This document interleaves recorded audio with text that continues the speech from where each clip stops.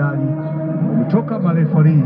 Ni wakati ambao tunaweza kwenda kuwashuhudia. Hii hapo pia marefari ambao walikuwa wanausimamia mchezo huu ikiongozwa na Dahani ambaye alikuwa ni central referee kutokea Afrika Kusini, na hao ni Simba Sports Club.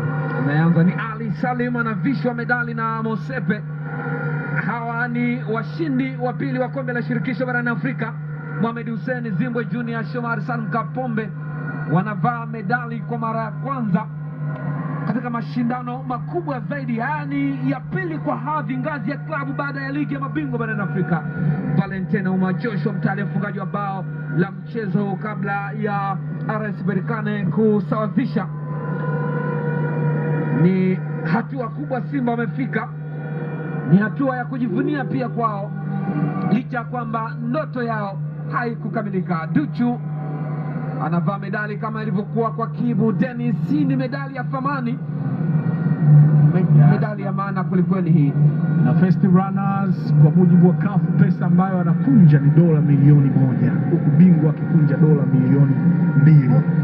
Moja kati ya kitu ambacho kimeongezwa na kuboreshwa kwenye nyakati za Dr. Patrice Mosepe ni pesa ile ambayo ina support zawadi, na Simba ni first runner